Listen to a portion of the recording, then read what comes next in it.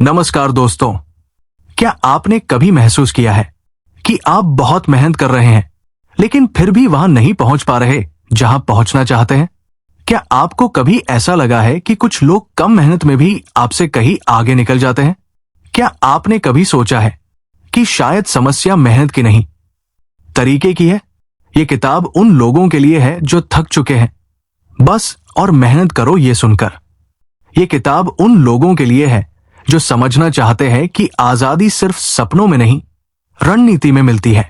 ये कहानी है एक साधारण इंसान की जो असाधारण इसलिए बना क्योंकि उसने अलग सोचना शुरू किया। ये कहानी है राहुल की, एक ऐसा युवक जो हर दिन मेहनत करता था लेकिन हर महीने चिंता में सोता था। उसे लगता था शायद मैं पर्याप्त मेहनत नहीं कर रहा, लेकिन एक दिन उसे एहसास हुआ अमीर लोग ज्यादा मेहनत नहीं करते, वे ज्यादा सिस्टम बनाते हैं। लेजी मिलियनेयर का मतलब काम से भागना नहीं है, इसका मतलब है अनावश्यक मेहनत से बचना। यह किताब आपको सिखाएगी कैसे संघर्ष छोड़कर सिस्टम बनाना है, कैसे पैसे से डरना बंद करके उसे नियंत्रित करना है, कैसे समय को अपना सबसे बड़ा साथी बनाना है और कैसे अपनी पहचान बदलकर अपनी दुनिया बदलनी है। आने वाले घंटों में आप सिर्फ एक कहानी नहीं सुनेंगे, आप अपने सोचने का तरीका बदलते हुए महसूस करेंगे। आप समझेंगे कि अमीरी कोई जादू नहीं है, ये आदतों, निर्णयों और धैर्य का परिणाम है। और सबसे खास बात, आपको ज्यादा मेहनती नहीं बनना है, आपको ज्यादा समझदार बनना है। तो अपनी सीट बेल्ट बांध लीजिए, क्योंकि ये यात्रा सिर्फ पैसे की नहीं, पहचान की है। ये कहानी सिर्फ कमाई की नहीं, आजादी की है। और ये शुरुआत है आपके भीतर छिपे लेजी मिलियनेयर को जगाने की। स्वागत है द लेजी मिलियनेयर में। अध्याय 1, आलस का लेबल। सुबह के 8 बज चुके हैं। कमरे की खिड़की से धूप अंदर आ रही है। अलार्म 7 बजे बंद कर दिया गया था। बिस्तर पर लेटा हुआ एक युवा छत को देख रहा है। बाहर से आवाज आती है, कितना सोएगा? आजकल के बच्चे बस आलसी हो गए हैं। वो कुछ नहीं कहता, लेकिन अंदर एक शब्द गूंजता है, आलसी। कभी आपने सोचा है कि यह शब्द कितना भारी है? आलसी एक ऐसा लेबल जो किसी इंसान की पूरी पहचान बदल देता है। लेबल की शुरुआत कैसे होती है? राहुल एक 26 साल का लड़का है, एक मल्टीनेशनल कंपनी में काम करता है। कॉलेज में औसत छात्र था। सपने बड़े थे, लेकिन पिछले कुछ महीनों से उसका मन काम में नहीं लग रहा। ऑफिस में बॉस कहता है, तुम पहले जैसे एक्टिव नहीं रहे, थोड़ा फोकस करो। You are getting lazy. घर पर पापा कहते हैं, हमारी उम्र में तो 5 बजे उठ जाते थे, तुम लोगों में मेहनत ही नहीं है। 2 अलग जगहों से एक ही शब्द। धीरे धीरे राहुल खुद से कहने लगता है, शायद मैं सच में आलसी हूं। यही से शुरू होता है आलस का लेबल लगना। समाज पहले आपको नाम देता है, फिर आप खुद को उसी नाम से पहचानने लगते हैं। आलस का मतलब क्या है? अगर आपके पास साफ लक्ष्य है, पूरी ऊर्जा है, अवसर है, और फिर भी आप जानबूझकर कुछ नहीं करते तो वो आलस है। लेकिन आज के मिलियनेयर की स्थिति अलग है। उसके पास लक्ष्य धुंधले हैं, ऊर्जा बिखरी हुई है, विकल्प बहुत है और दबाव अनगिनत है। ये आलस नहीं है, ये ओवरलोड है। राहुल सुबह 9 बजे ऑफिस पहुंचता है। 40 email, 12 slack message, 3 meeting, 2 deadline. दिन खत्म होते होते उसका दिमाग खाली हो जाता है। शाम को वो जिम जाना चाहता है, लेकिन शरीर साथ नहीं देता। वो सोफे पर बैठ जाता है, फोन हाथ में ले लेता है। मां देखती है और कहती है, बस मोबाइल चलाता रहता है। कितना आलसी है। उन्हें दिखता है बस बैठा हुआ शरीर, लेकिन थका हुआ दिमाग उन्हें नहीं दिखता है। हम शारीरिक थकान को समझते हैं, लेकिन मानसिक थकान को नहीं। पहले काम शारीरिक था, आज काम मानसिक है। पहले खेत जोतने से थकान होती थी और आज स्क्रीन देखने से थकान होती है, लेकिन थकान दोनों में बराबर होती है। जब आपको बार बार आलसी कहा जाता है तो 3 चीजें होती है। एक, आत्मसंदेह बढ़ता है, 2 आत्मविश्वास घटता है।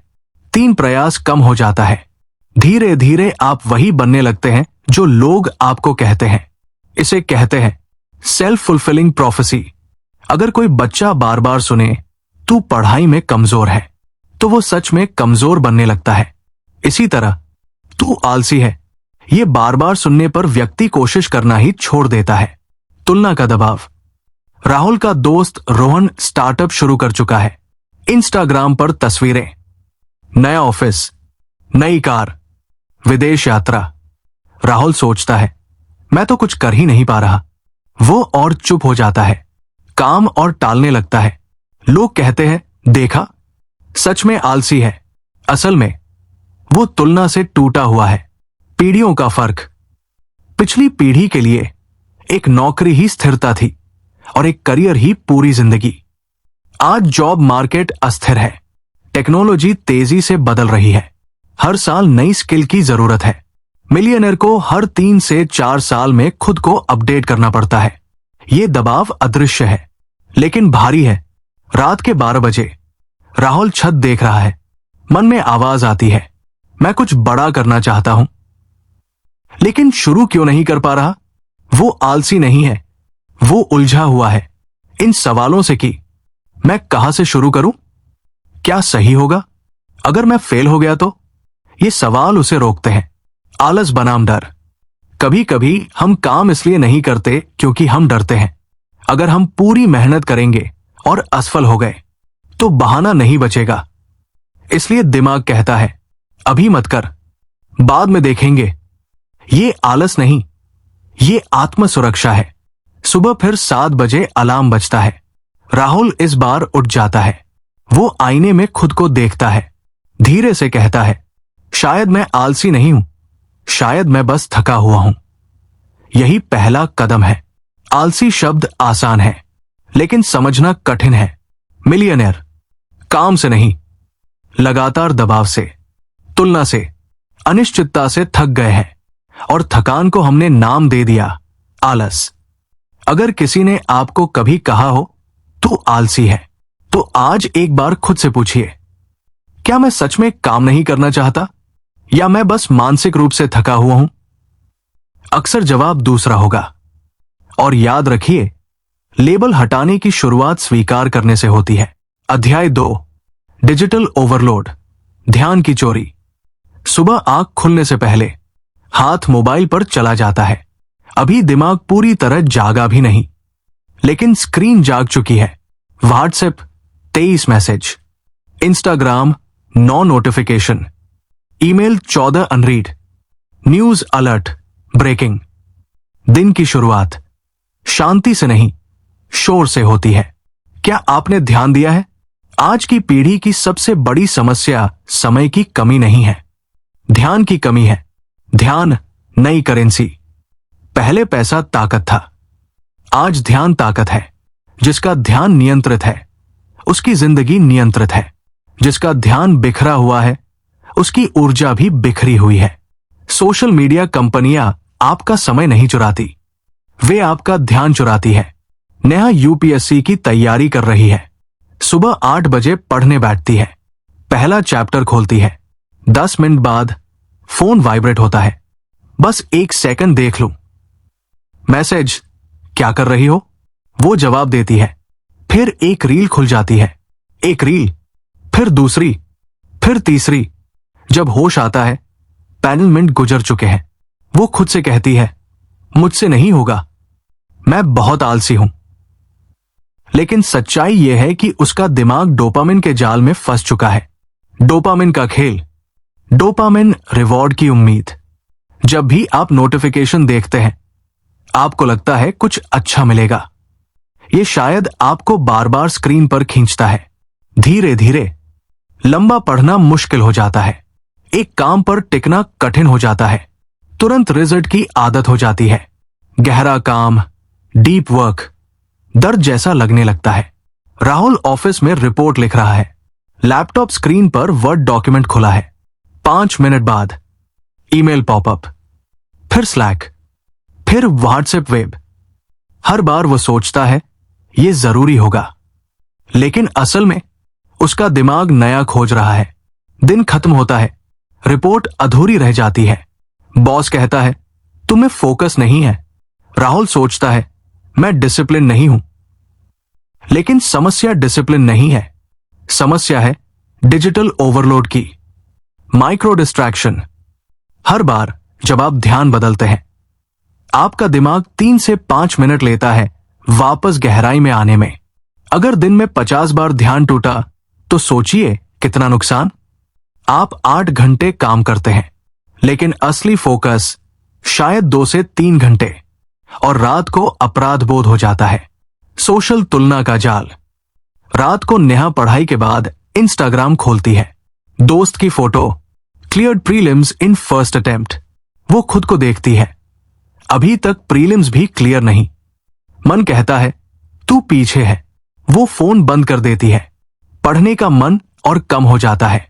ये सिर्फ समय की चोरी नहीं है, ये आत्मविश्वास की चोरी है। डिजिटल दुनिया की डिजाइन। सोशल मीडिया प्लेटफॉर्म ऐसे बनाए गए हैं कि आप रुक न सकें। Infinite scroll, auto play, bright colours, random reward system. ये जुआ मशीन की तरह काम करता है। आपको पता नहीं अगली रील कैसी होगी, लेकिन उम्मीद रहती है शायद मजेदार होगी। और यही शायद आपको बांधे रखता है। रात के 11:22। राहुल बिस्तर पर है, फोन हाथ में। वो खुद से पूछता है मैं दिन भर इतना व्यस्त था, फिर भी कुछ हासिल क्यों नहीं हुआ। कमरे में सन्नाटा है, लेकिन दिमाग में शोर।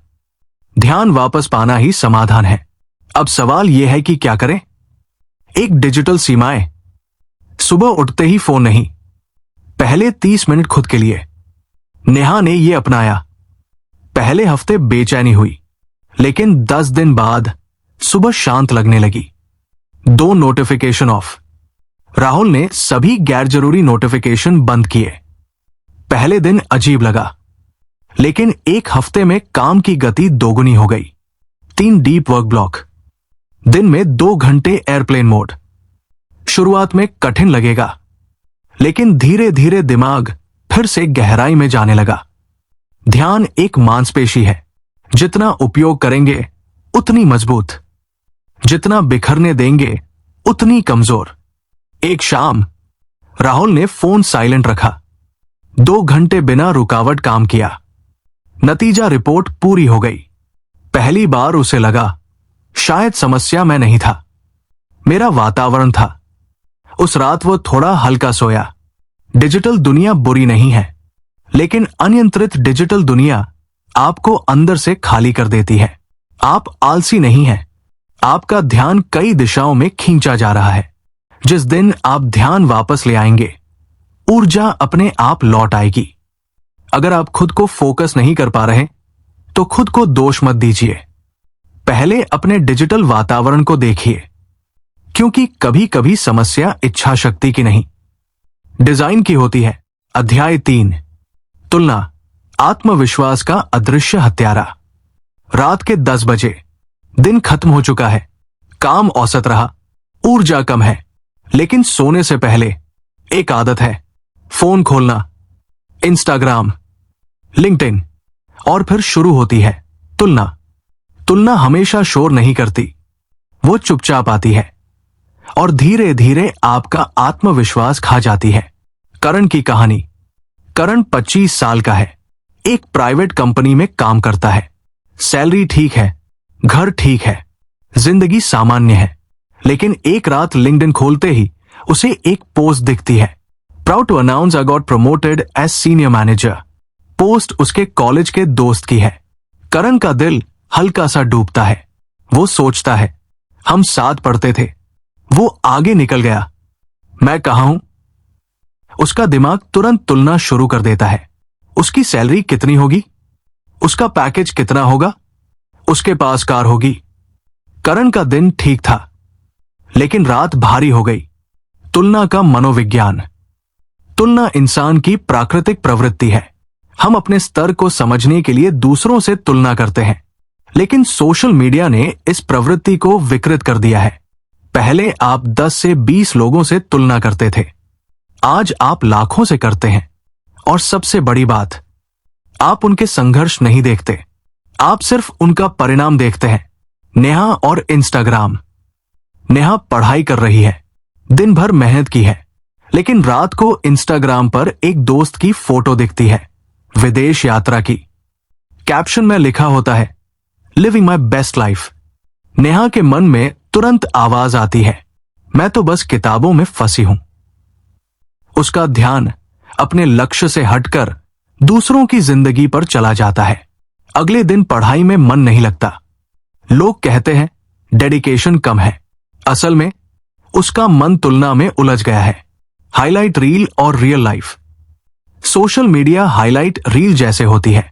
आप वहां देखते हैं प्रमोशन, शादी, नई कार, ट्रिप। आप नहीं देखते असफल इंटरव्यू, लोन का दबाव, अकेलापन, असुरक्षा। लेकिन आपका दिमाग दूसरों की हाईलाइट रील अपनी रियल लाइफ से तुलना करता है, और यही असली समस्या है। सिमन का सपना। सिमन यूट्यूब चैनल शुरू करना चाहती है, लेकिन वो पहले से बड़े क्रिएटर्स को देखती है। लाखों सब्सक्राइबर, परफेक्ट लाइटिंग, बेहतरीन एडिटिंग। वो सोचती है मैं उनके जैसा नहीं कर पाऊंगी, और वो शुरू ही नहीं करती। तुलना ने उसके सपने को शुरुआत से पहले ही रोक दिया। तुलना और आत्ममूल्य। धीरे धीरे तुलना आपके आत्ममूल्य को प्रभावित करती है। आप खुद को कम आंकने लगते हैं, और जब आत्ममूल्य कम होता है तो प्रयास भी कम होता है। आप सोचते हैं मेरे बस का नहीं है, और यही जगह है जहां लोग कहते हैं आलसी। करण रात को बिस्तर पर लेटा है, फोन साइड में है, मन में एक वाक्य घूम रहा है, मैं पर्याप्त नहीं हूं। कमरे में सन्नाटा है, लेकिन अंदर तूफान है। तुलना का अदृश्य असर। तुलना आत्मविश्वास कम करती है, ध्यान भटकाती है, निर्णय कमजोर करती है, और धीरे धीरे ऊर्जा खत्म करती है। आप कुछ करना चाहते हैं, लेकिन अंदर से आवाज आती है दूसरे तुमसे बेहतर हैं, और आप रुक जाते हैं। तुलना से मुक्ति का समाधान क्या है? एक जागरूकता। पहला कदम यह पहचानना कि आप तुलना कर रहे हैं। करण ने नोटिस किया कि वो हर रात लिंक्डइन देखकर उदास होता है। उसने खुद से पूछा, क्या ये मेरी मदद कर रहा है? उत्तर, नहीं। 2 सीमित सोशल मीडिया। नेहा ने तय किया कि दिन में सिर्फ 30 मिनट सोशल मीडिया यूज करेगी, बाकी समय एयरप्लेन मोड पर रहेगा। धीरे धीरे उसका मन स्थिर होने लगा। 3 खुद से तुलना। हमें कल से बेहतर बनना चाहिए, दूसरों से बेहतर नहीं। सिमन ने पहला वीडियो बनाया और उस पर सिर्फ 17 व्यू आए, लेकिन उसने हार नहीं मानी। 6 महीने बाद उसके 1000 सब्सक्राइबर बन गए। 1 साल बाद 20,000 सब्सक्राइबर बन गए।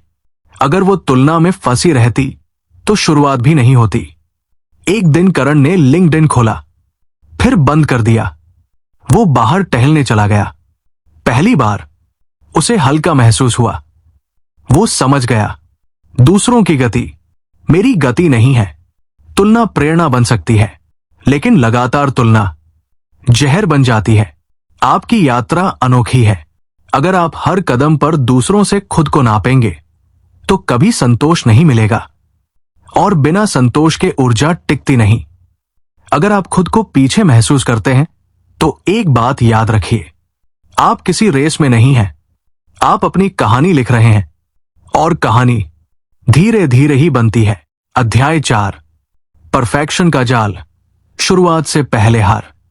एक नोटबुक खुली है। पहले पेज पर लिखा है बिजनेस आइडिया, लेकिन उसके नीचे कुछ भी नहीं लिखा। पेन हाथ में है, दिमाग में 1000 विचार हैं, लेकिन हाथ रुक गया है। क्यों? क्योंकि अंदर से एक आवाज आ रही है, जब तक परफेक्ट प्लान न हो शुरू मत करो।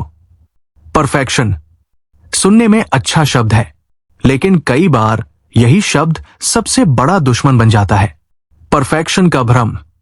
आज की दुनिया में इंस्टाग्राम पर परफेक्ट फोटो, लिंक्डइन पर परफेक्ट करियर, यूट्यूब पर परफेक्ट वीडियो, सब कुछ इतना सजाया हुआ दिखता है कि हमें लगता है शुरुआत भी परफेक्ट होनी चाहिए।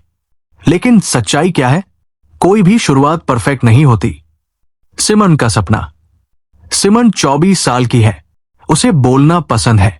वो मोटिवेशनल वीडियो बनाना चाहती है, लेकिन जैसे ही वो कैमरा ऑन करती है उसे अपनी आवाज अजीब लगती है। वो वीडियो डिलीट कर देती है। अगले दिन फिर कोशिश करती है, फिर डिलीट करती है। वो सोचती है कैमरा अच्छा नहीं है, बैकग्राउंड सही नहीं है, लाइटिंग कम है, मैं उतनी कॉन्फिडेंट नहीं लग रही। 2 महीने गुजर जाते हैं। यूट्यूब चैनल अभी भी खाली है। लोग कहते हैं सपने बहुत हैं, काम कुछ नहीं, आलसी है। लेकिन सच्चाई क्या है? वो परफेक्शन के जाल में फंसी है। परफेक्शन का मनोविज्ञान। परफेक्शन की चाह अक्सर डर से पैदा होती है। डर, असफलता का डर, आलोचना का डर, रिजेक्शन का डर। दिमाग सोचता है अगर शुरुआत परफेक्ट होगी तो कोई जज नहीं करेगा, लेकिन यही सोच शुरुआत रोक देती है। अमन का स्टार्टअप। अमन के पास एक बेहतरीन ऐप आइडिया है। वो महीनों तक रिसर्च करता है, मार्केट एनालिसिस करता है, डिजाइन बनाता है, प्रेजेंटेशन बनाता है, सब कुछ परफेक्ट बनाना चाहता है, लेकिन लॉन्च नहीं करता। क्यों? क्योंकि उसे लगता है अभी कुछ कम है। 1 साल गुजर जाता है। दूसरी कंपनी लगभग वही आइडिया लॉन्च कर देती है। अमन के मन में दर्द है। वो खुद से कहता है काश मैंने शुरू कर दिया होता। ये आलस नहीं था, ये परफेक्शन का डर था। ऑल और नथिंग सोच। परफेक्शनिस्ट लोग अक्सर सोचते हैं या तो 100% या कुछ नहीं। अगर आज 3 घंटे नहीं पढ़ पाए तो पूरा दिन खराब। अगर जिम 5 दिन नहीं गए तो छोड़ दो। ये सोच लगातार प्रगति को रोक देती है। नेहा की तैयारी। नेहा ने तय किया था रोज 8 घंटे पढ़ेगी, लेकिन एक दिन 5 घंटे ही पढ़ पाई। वो खुद को दोष देती है, मैं डिसिप्लिन नहीं हूं। अगले दिन पढ़ने का मन और कम हो जाता है। क्यों? क्योंकि उसने 5 घंटे की मेहनत नहीं देखी, उसने सिर्फ 3 घंटे की कमी देखी। परफेक्शन और प्रगति। सच्चाई यह है, प्रगति परफेक्शन। अगर आप रोज थोड़ा सुधार करते हैं तो वो ज्यादा शक्तिशाली है बजाय एक परफेक्ट शुरुआत के। रात को सिमर ने फैसला किया वो वीडियो बनाएगी, चाहे जैसे भी हो। उसने फोन को किताबों पर टिकाया, साधारण लाइट, साधारण बैकग्राउंड, वीडियो रिकॉर्ड किया, अपलोड किया। पहले दिन 23 व्यू मिले। कुछ लोगों ने लिखा आवाज साफ नहीं है। पहले वो रो देती, लेकिन इस बार वो मुस्कुराई क्योंकि उसने शुरुआत कर दी थी। छोटे कदमों की ताकत। अमन ने भी फैसला किया वो परफेक्ट ऐप नहीं बनाएगा। पहले एक बेसिक वर्जन लॉन्च करेगा, कम फीचर्स, सीमित यूजर्स। फीडबैक आया, सुधार हुआ। 6 महीने बाद छोटा लेकिन स्थिर बिजनेस। अगर वो परफेक्शन का इंतजार करता तो आज भी योजना बनाता रहता। असली साहस क्या है? साहस ये नहीं कि आप कभी गलती न करें। साहस ये है कि आप अधूरे होकर भी शुरुआत करें। राहुल ने भी एक फैसला लिया, वो रोज 1 घंटा नई स्किल सीखेगा, चाहे परफेक्ट समझ आए या नहीं। पहले हफ्ते में कई बार समझ नहीं आया, पहले प्रोजेक्ट में गलती हुई, लेकिन 3 महीने बाद वो पहले से बेहतर था। उसे एहसास हुआ समस्या आलस नहीं थी, समस्या ये थी कि वो परफेक्ट शुरुआत का इंतजार कर रहा था। परफेक्शन शुरुआत रोकता है, आत्मविश्वास कम करता है, समय बर्बाद करता है, लेकिन प्रति छोटे कदमों से बनती है, आत्मविश्वास बढ़ाती है, गति पैदा करती है। अगर आपके पास कोई सपना है तो उसे परफेक्ट मत बनाइए, उसे शुरू कीजिए। गलतियां होंगी, लोग बोलेंगे, रास्ता बदलेगा, लेकिन याद रखिए अधूरी शुरुआत परफेक्ट इंतजार से बेहतर है। अध्याय 5 सिस्टम बनाम संघर्ष। क्या आपने कभी गौर किया है कुछ लोग दिन रात मेहनत करते हैं फिर भी पैसे के लिए जूझते रहते हैं, और कुछ लोग कम मेहनत में भी लगातार आगे बढ़ते जाते हैं। क्यों? क्या वे ज्यादा टैलेंटेड है? क्या वे ज्यादा भाग्यशाली है? नहीं, वे बस एक चीज समझ गए हैं, संघर्ष नहीं, सिस्टम काम करता है। संघर्ष की आदत। राहुल रोज सुबह 6 बजे उठता था, ऑफिस, ओवरटाइम, साइड फ्रीलांसिंग सब करता था, लेकिन महीने के अंत में वही तनाव, बैंक बैलेंस लगभग शून्य। वो सोचता था मुझे और मेहनत करनी होगी, लेकिन असली समस्या मेहनत की नहीं थी। समस्या ये थी कि उसके पास कोई सिस्टम नहीं था। संघर्ष बनाम सिस्टम। संघर्ष क्या है? हर दिन नई ऊर्जा से शुरुआत करना, हर काम में खुद शामिल होना, हर समस्या को खुद हल करना। सिस्टम क्या है? ऐसा ढांचा जो आपके बिना भी काम करे, ऐसा तरीका जो दोहराया जा सके, ऐसी प्रक्रिया जो आपको आजादी दे। 2 लोग जिम ज्वाइन करते हैं। पहला व्यक्ति मोटिवेशन से भरा है, 3 हफ्ते बाद उत्साह खत्म। दूसरा व्यक्ति क्या करता है? वो एक सिस्टम बनाता है। हर सुबह अलार्म एक ही समय पर होगा, कपड़े रात में तैयार होंगे, जिम दोस्त के साथ, रविवार को प्रगति की समीक्षा करनी है। पहला व्यक्ति संघर्ष कर रहा था, दूसरे ने सिस्टम बनाया। 3 महीने बाद दूसरा व्यक्ति फिट है। पैसे का सिस्टम। अगर आप हर महीने बचत करने का निर्णय लेते हैं तो आप संघर्ष कर रहे हैं, लेकिन अगर आप सैलरी आते ही 20% auto transfer, SIP auto deduct, खर्च ट्रैकिंग ऐप, तो आप सिस्टम बना रहे हैं। अंतर समझिए। निर्णय थकाता है, सिस्टम मुक्त करता है। दुनिया के अधिकतर लोग इसलिए थके हुए हैं क्योंकि वे हर दिन निर्णय ले रहे हैं। आज क्या खाऊं? आज काम करूं या आराम? पैसे बचाओ या खर्च करूं? लेकिन लेजी मिलियनेयर क्या करता है? वो पहले ही सिस्टम बना देता है ताकि उसे रोज सोचना न पड़े। सिर्फ पैसे का नहीं, सोच का भी सिस्टम चाहिए। जब कोई आपको आलोचना करे, तुरंत प्रतिक्रिया मत दीजिए। अपना नियम बनाइए, 24 घंटे बाद जवाब दूंगा। जब कोई नया अवसर आए, नियम बनाइए, 24 घंटे रिसर्च करूंगा, फिर निर्णय। ये मानसिक सिस्टम है। राहुल की जागृति। एक दिन राहुल ने समझा, मैं हर चीज खुद क्यों कर रहा हूं। उसने अपने छोटे बिजनेस के लिए ऑटोमेशन लगाया, सोशल मीडिया पोस्ट शेड्यूल किए, अकाउंटिंग सॉफ्टवेयर लिया, काम डेलीगेट करना शुरू किया।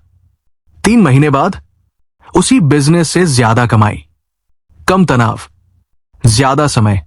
उसे समझ आया, मैं कम मेहनती नहीं बना, मैं ज्यादा बुद्धिमान बना।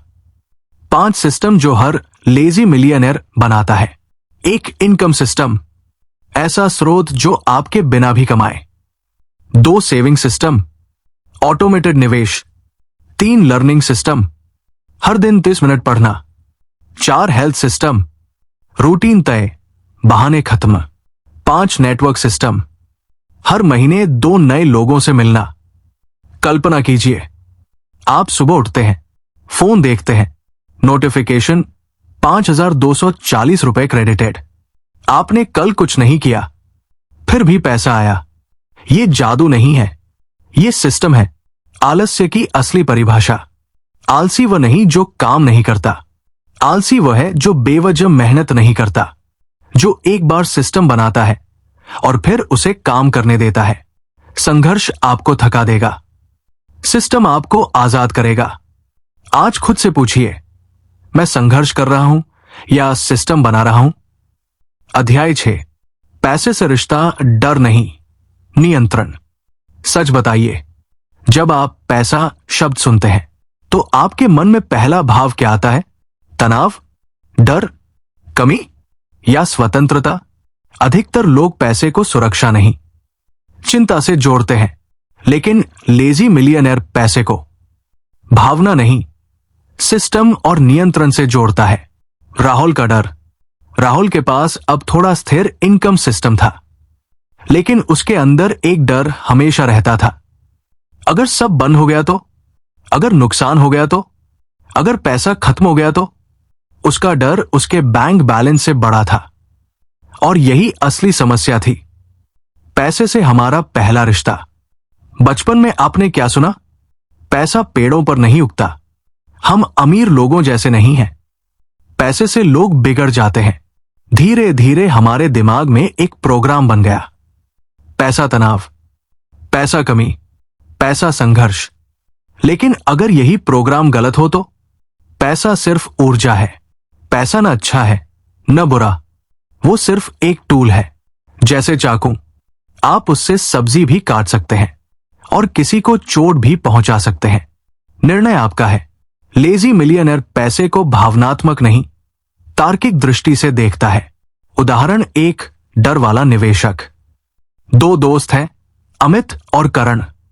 दोनों के पास 50,000 रुपए हैं। अमित सोचता है कहीं पैसा डूब गया तो? वो पैसा सेविंग अकाउंट में रख देता है, 3% ब्याज। करण क्या करता है? वो रिसर्च करता है, इमरजेंसी फंड अलग रखता है, बाकी पैसा निवेश करता है। 5 साल बाद अमित के पैसे लगभग वही हैं, करण का पैसा दोगुना। अंतर क्या था? ज्ञान?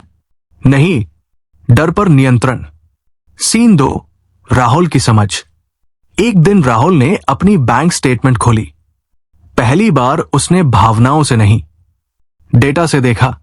उसने 3 कॉलम बनाए, 1 जरूरत, 2 सुविधा, 3 दिखावा। उसे समझ आया उसके 30% खर्च सिर्फ दिखावे में जा रहे थे। डर यह था कि लोग क्या सोचेंगे, न कि पैसा कम है। उस दिन उसने एक नियम बनाया, मैं पैसा लोगों को प्रभावित करने के लिए नहीं, अपने जीवन को स्वतंत्र बनाने के लिए खर्च करूंगा। मानसिक नियंत्रण। पैसे से डर क्यों लगता है? क्योंकि हमें लगता है कि हम उसे नियंत्रित नहीं कर सकते। लेकिन असली नियंत्रण कहां से आता है? स्पष्ट योजना, आपातकालीन फंड, विविध निवेश, नियमित समीक्षा। डर कम नहीं होता, ज्ञान उसे छोटा कर देता है। लेजी मिलियनेयर का पैसा फॉर्मूला। 1, पहले खुद को भुगतान। सैलरी आए, पहले 20% अलग। 2, इमरजेंसी फंड, 6 महीने का खर्च अलग। 3, ऑटोमेटेड निवेश, भावनाएं हटाओ, सिस्टम लगाओ। 4, खर्च का सच, हर महीने रिपोर्ट देखो। 5, ना बोलना सीखो, हर अवसर नहीं होता।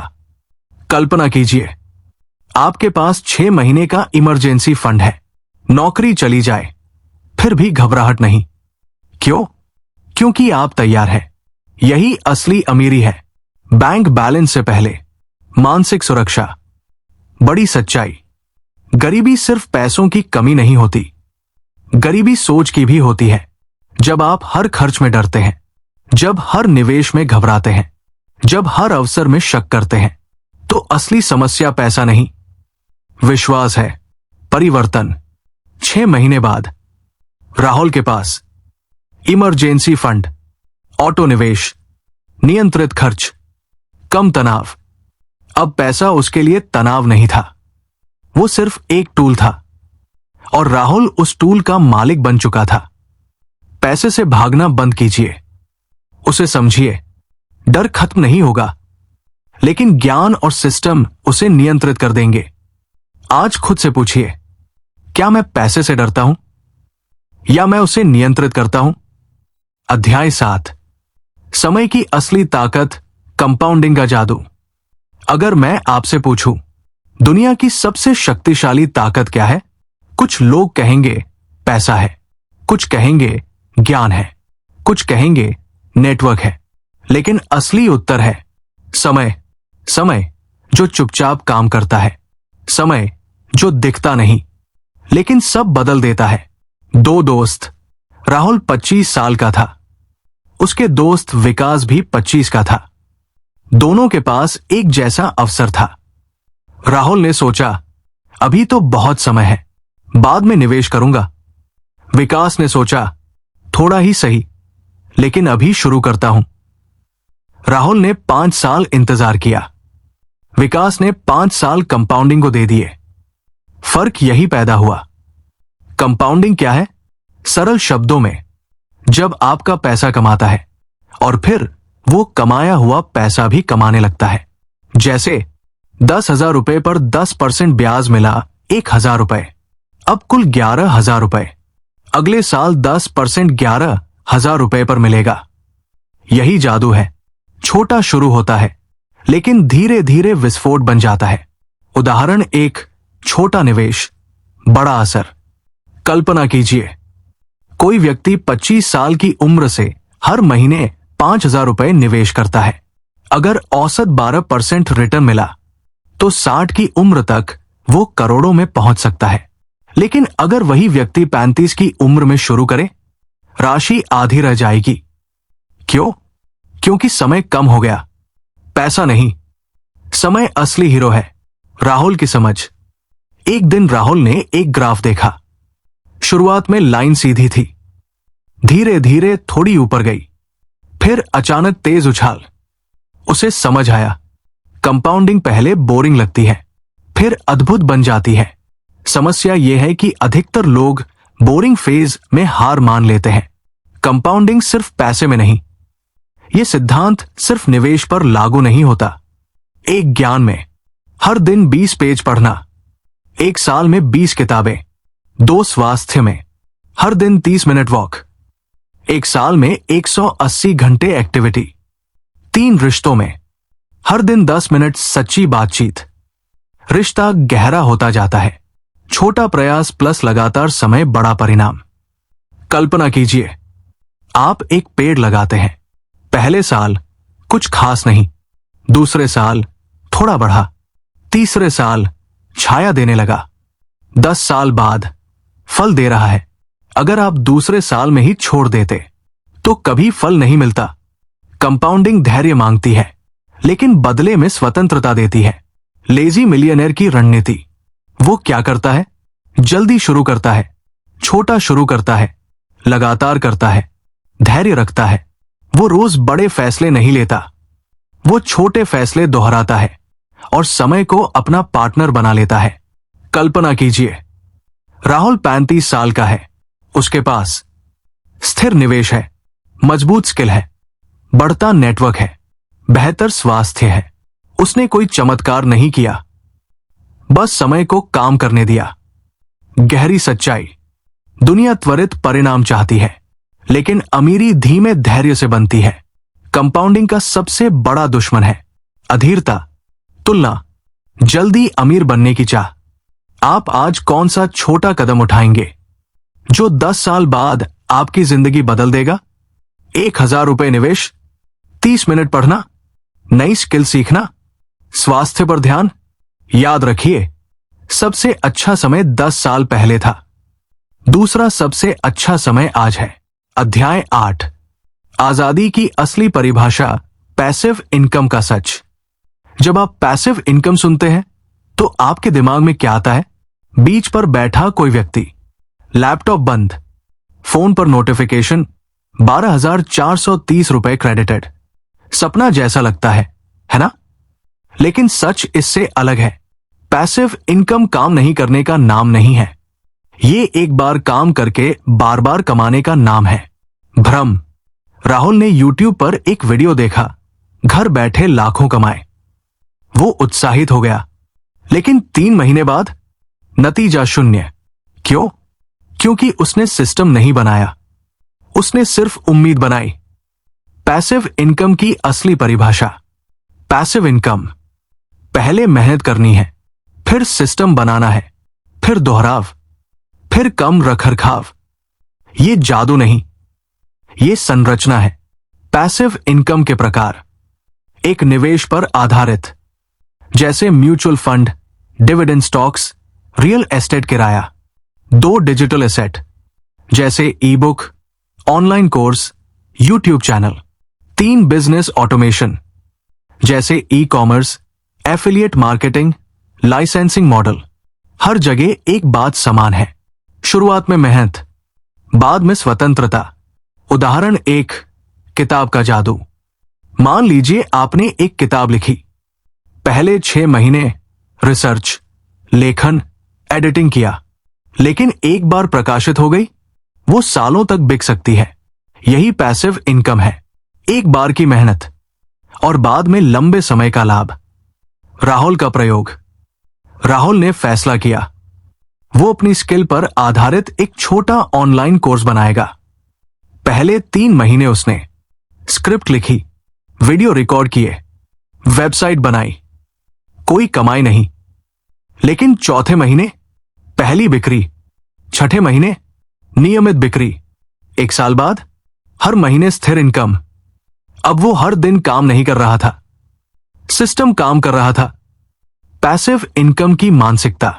अधिकतर लोग जल्दी हार मान लेते हैं क्योंकि शुरुआत में परिणाम नहीं दिखते।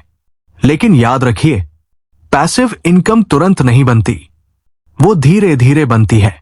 और सबसे जरूरी, वो भरोसे पर बनती है। अपने काम पर भरोसा, अपने धैर्य पर भरोसा। कल्पना कीजिए, आप सुबह उठते हैं, कॉफी का कप हाथ में है, लैपटॉप खोलते हैं और देखते हैं रात में 7 बिक्री हुई। आप सो रहे थे, लेकिन आपका सिस्टम जाग रहा था। यही आजादी है। लेकिन एक सच्चाई और, पैसिव इनकम भी जोखिम के साथ आती है। मार्केट बदल सकता है, टेक्नोलॉजी बदल सकती है, डिमांड कम हो सकती है। इसलिए लेजी मिलियनेयर क्या करता है? एक नहीं, कई स्रोत बनाता है, लगातार सीखता रहता है, सिस्टम अपडेट करता रहता है। आजादी स्थिर नहीं होती, उसे बनाए रखना पड़ता है। नई पहचान। 2 साल बाद राहुल के पास 3 इनकम सोर्स, ऑटो निवेश, मजबूत नेटवर्क, संतुलित जीवन। अब लोग उसे कहते हैं, तू कितना भाग्यशाली है। वो मुस्कुराता है क्योंकि वह जानता है ये भाग्य नहीं, ये धैर्य और सिस्टम का परिणाम है। पैसिव इनकम आलस नहीं है, ये समझदारी है। ये भागना नहीं है, ये तैयारी है। ये सपना नहीं है, ये रणनीति है। आज खुद से पूछिए, क्या मैं सिर्फ कमाने के लिए काम कर रहा हूं, या मैं ऐसा सिस्टम बना रहा हूं जो मेरे लिए काम करेगा? अध्याय 9, पहचान का बदलाव। जब आप अलग सोचने लगते हैं, हर बदलाव की जड़ क्या होती है? पैसा, रणनीति, सिस्टम? नहीं, पहचान होती है। जब तक आप खुद को संघर्ष करने वाला इंसान मानते रहेंगे, आप संघर्ष ही करते रहेंगे। लेकिन जिस दिन आप खुद को सिस्टम बनाने वाला इंसान मान लेते हैं, उस दिन खेल बदल जाता है। पुराना राहुल पहले क्या सोचता था? मैं आम आदमी हूं, मेरे बस का नहीं है। अमीर लोग अलग होते हैं। उसकी पहचान सीमित थी, और उसकी जिंदगी भी। पहचान का सिद्धांत। आप जो करते हैं वो आपकी पहचान बनाता है। लेकिन एक और सच है, आप जो मानते हैं कि आप हैं, वही आप करते हैं। अगर आप खुद को आलसी मानते हैं तो आप बहाने ढूंढेंगे। अगर आप खुद को रणनीतिक मानते हैं तो आप सिस्टम ढूंढेंगे। उदाहरण, धूम्रपान छोड़ना। 2 लोग सिगरेट छोड़ना चाहते हैं। पहला कहता है, मैं सिगरेट छोड़ने की कोशिश कर रहा हूं। दूसरा कहता है, मैं स्मोकर नहीं हूं। पहले व्यक्ति के लिए यह संघर्ष है, दूसरे के लिए यह पहचान है, और पहचान ज्यादा मजबूत होती है। राहुल का आंतरिक बदलाव। एक दिन राहुल ने अपने जर्नल में लिखा, मैं वह व्यक्ति हूं जो अपने समय और पैसे को नियंत्रित करता है। उसने ये लाइन रोज पढ़ी। धीरे धीरे उसके निर्णय बदलने लगे। फालतू खर्च कम, सीखने में निवेश ज्यादा, समय की बर्बादी कम। उसने खुद को नया नाम दिया, लेजी मिलियनेयर। आलसी इसलिए नहीं कि वो काम नहीं करता, बल्कि इसलिए कि वो बेवजह मेहनत नहीं करता। पहचान कैसे बदले? एक छोटा प्रमाण बनाइए। हर दिन एक छोटा अनुशासित काम। 2, अपनी भाषा बदलिए। मैं कोशिश कर रहा हूं की जगह मैं ऐसा इंसान हूं जो। 3, वातावरण बदलिए। आपके आसपास के लोग आपकी पहचान को मजबूत करते हैं। 4, निरंतरता रखिए। पहचान एक दिन में नहीं बनती। कल्पना कीजिए, 5 साल बाद आप आईने में खुद को देखते हैं। आप शांत हैं, आत्मविश्वासी हैं, आर्थिक रूप से स्वतंत्र हैं। आप पूछते हैं, यह बदलाव कैसे हुआ? और अंदर से आवाज आती है, जब तुमने खुद को नया मान लिया था। असली अमीरी बैंक बैलेंस नहीं है। असली अमीरी है समय पर नियंत्रण, पैसे पर नियंत्रण, निर्णय पर नियंत्रण, मानसिक शांति। और यह सब शुरू होता है एक नई पहचान से। राहुल अब 40 साल का है। वो समुद्र किनारे बैठा है, हाथ में किताब। फोन पर नोटिफिकेशन आता है, 28,560 रुपए क्रेडिटेड। वो मुस्कुराता है, लेकिन उसे सबसे ज्यादा खुशी किस बात की है? पैसे की नहीं, इस बात की कि उसने खुद को बदल लिया। पूरी यात्रा का सार। आपने सीखा संघर्ष नहीं, सिस्टम। आपने सीखा डर नहीं, नियंत्रण। आपने सीखा समय का जादू। आपने सीखा पैसिव इनकम का सच। और सबसे महत्वपूर्ण, पहचान का बदलाव। अगर आपको ये यात्रा पसंद आई, अगर इस कहानी में आपने खुद को कहीं देखा, तो याद रखिए, बदलाव बाहर नहीं होगा, वो आज, अभी आपके निर्णय से शुरू होगा। छोटा शुरू कीजिए, सिस्टम बनाइए, समय को काम करने दीजिए और खुद को नया नाम दीजिए। आप भी लेजी मिलियनेयर बन सकते हैं। तो ये थी एक साधारण इंसान की असाधारण यात्रा। लेकिन रुकिए, क्या ये सिर्फ राहुल की कहानी थी? या कहीं ना कहीं ये आपकी कहानी भी है? हमने इस सफर में क्या सीखा? कि अमीरी मेहनत की मात्रा से नहीं, सोच की गुणवत्ता से बनती है। कि संघर्ष से ज्यादा शक्तिशाली है सिस्टम। कि डर से ज्यादा मजबूत है नियंत्रण। कि जल्दी अमीर बनने की चाह से ज्यादा असरदार है कंपाउंडिंग। और कि असली बदलाव बाहर नहीं, अंदर होता है। आज जब ये ऑडियो बुक समाप्त हो रही है, तो एक सवाल अपने आप से जरूर पूछिए, क्या मैं कल से फिर वही पुरानी जिंदगी जीऊंगा? या आज एक छोटा कदम उठाऊंगा? याद रखिए, लेजी मिलियनेयर बनने के लिए आपको दुनिया बदलने की जरूरत नहीं है। आपको बस अपनी आदतें बदलनी है, अपनी भाषा बदलनी है, अपनी पहचान बदलनी है। 5 साल बाद आप शांत हैं, आर्थिक रूप से स्थिर है, निर्णयों में आत्मविश्वास है, समय आपका है और लोग कहते हैं तुम कितने भाग्यशाली हो।